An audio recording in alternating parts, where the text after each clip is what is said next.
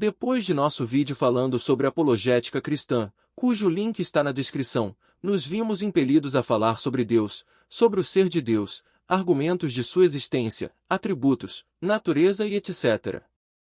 Mas antes, peço para você se inscrever no nosso canal para receber as atualizações sobre novos vídeos, e pedir para você nos ajudar a divulgar este trabalho, compartilhando com seus amigos e irmãos da igreja. Vamos para o nosso estudo!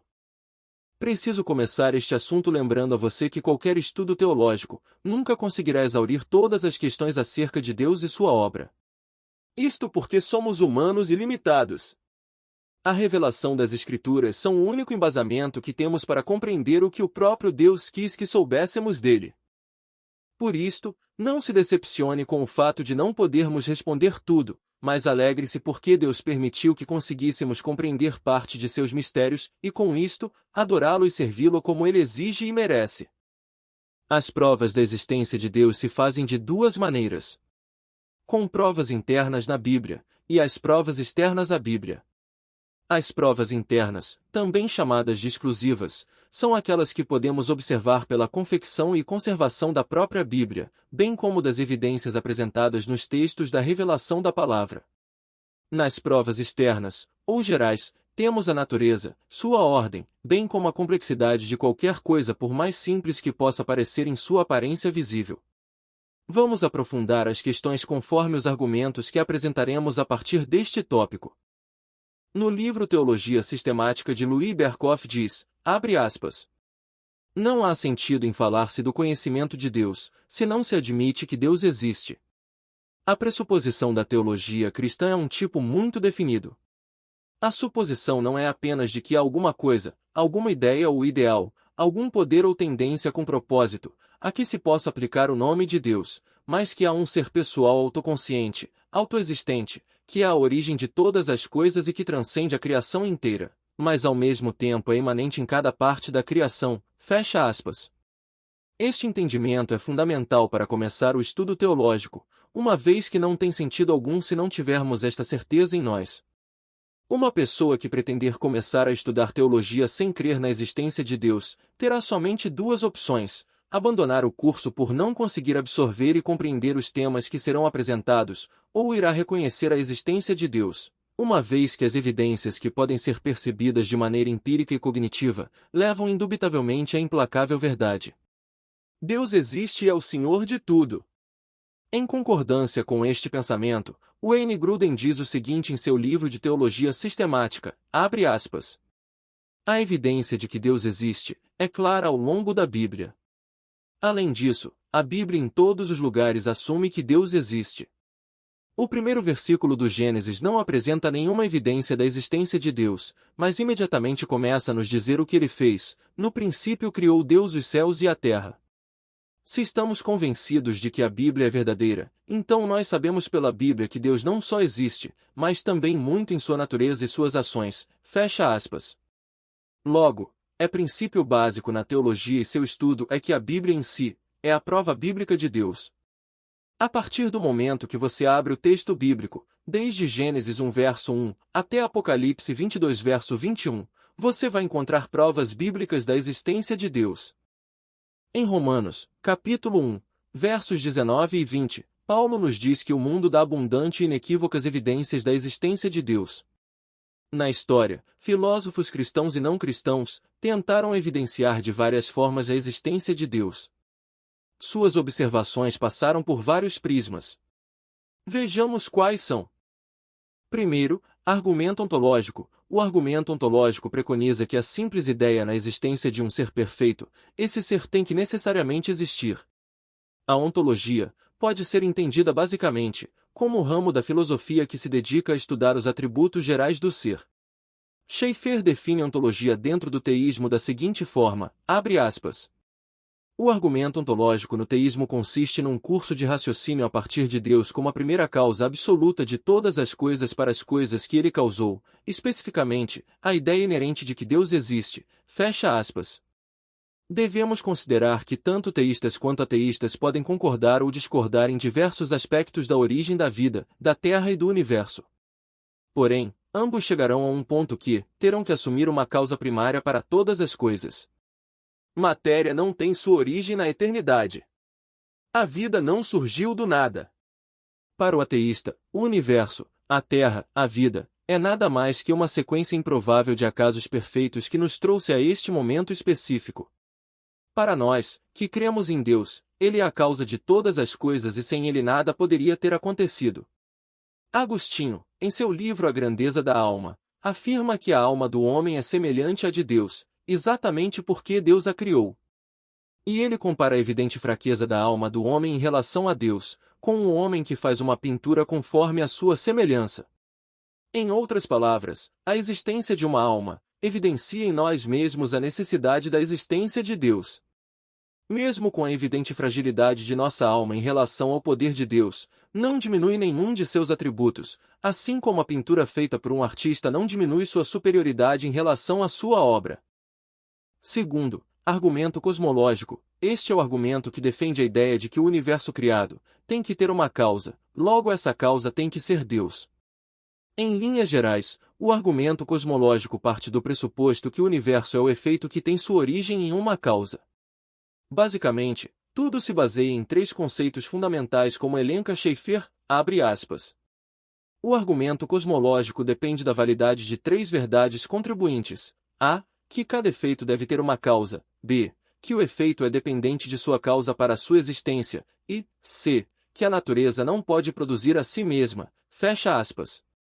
Este é um ponto fundamental nas discussões acerca da origem do universo.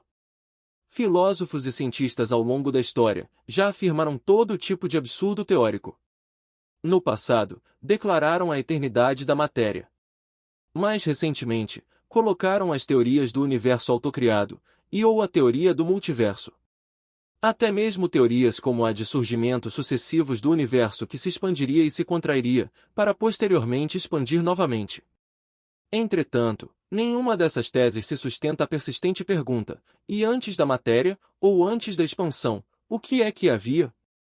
A matemática já afirma que qualquer número multiplicado por zero é zero. O nada não pode produzir nada, porque é o nada. Como nada, precisamos entender a inexistência absoluta de qualquer coisa, imaginável ou não. Para a cosmologia judaico-cristã, Deus é a causa absoluta e adequada para o efeito visível que podemos contemplar que é o universo. Terceiro, argumento teleológico, apresentado como subcategoria do argumento cosmológico.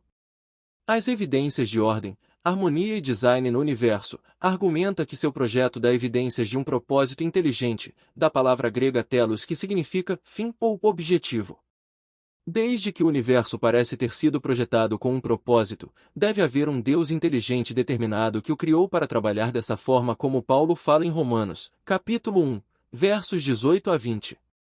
Me parece óbvio que toda a dimensão do universo, sua complexidade, harmonia, mesmo que caótica aos olhos humanos, está regido por severas regras de funcionamento, e assim como a existência de vida, não pode ser sem um propósito exclusivo. Louis Berkhoff classifica o argumento teleológico como ainda mais excelente do que o cosmológico ao afirmar que o mundo contém evidências de inteligência e propósito.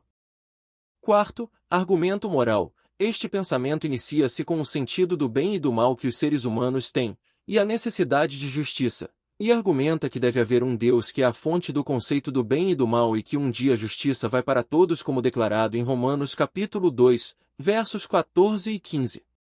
O argumento moral não expressa que a moralidade humana está atrelada à crença pessoal ou coletiva, mas em algo maior que está na consciência do ser humano como que colocada lá por padrão.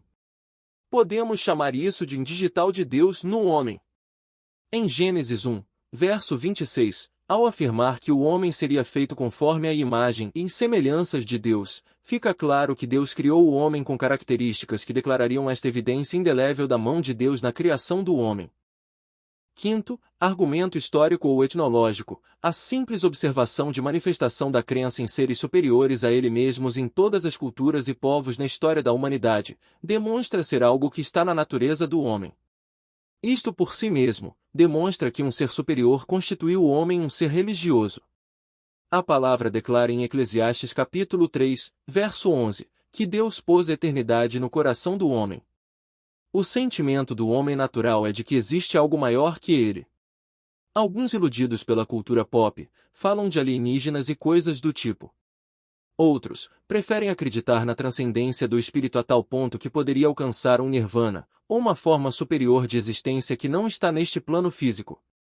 Mas todos, independente de qualquer coisa, percebem a existência de um governo maior do universo. Isto é natural no ser humano, porque Deus colocou isto em nós. Todos estes argumentos sobre a existência de Deus não são provas de que Deus existe para quem não crê. Até mesmo porque não se prova a existência de Deus. A existência de Deus tem que ser experimentada. Estes argumentos servem tão somente para mostrar que a fé não é fruto de um pensamento vazio sem qualquer razão. Não que a fé precise de razão, uma vez que ela é o firme fundamento de tudo o que se espera, sem que se possa ver. O Wayne Gruden, no entanto, nos diz o seguinte, abre aspas. Se válido significa capaz de forçar acordo desde o princípio com falsas premissas, então, é claro, nenhum destes testes é válido porque nenhum deles pode exigir acordo de todos considerar isso. No entanto, isso ocorre porque muitos incrédulos começam com suposições inválidas ou não raciocinar corretamente a partir da evidência, não porque os testes não são válidos em si mesmos. O valor destes testes, então, reside principalmente na superação de algumas das objeções intelectuais dos descrentes. Eles não podem trazer os descrentes a uma fé salvadora, porque isso parece acreditar que o testemunho da Bíblia. Mas eles podem ajudar a superar as objeções dos incrédulos, e, para os crentes, podem fornecer evidência intelectual adicional para algo que já estão convencidos por causa de sua própria sensação interna de Deus e do testemunho da Bíblia. Fecha aspas. Em outras palavras, não é a nossa racionalidade e inteligência que serão capazes de produzir uma fé salvífica no interlocutor descrente, até porque, nenhum destes testes citados acima, estão livres de pressupostos falsos em suas afirmações iniciais, o que compromete o resultado, servindo tão somente para superar negativas intelectuais pré-existentes nos descrentes. Além de produzir para os crentes, evidências adicionais, externas à Bíblia, que reforçarão a sua fé. Mas somente a ação do Espírito Santo de Deus, com a pregação simples da Palavra de Deus, é capaz de produzir salvação. Espero que tenham gostado deste estudo. Não se esqueça de se inscrever neste canal para receber a continuação deste estudo, e todos os vídeos novos que virão por aqui. Curta e compartilhe, e ajude a espalhar um pouco de boa teologia cristã na internet. Fiquem na paz de Cristo e até o próximo vídeo.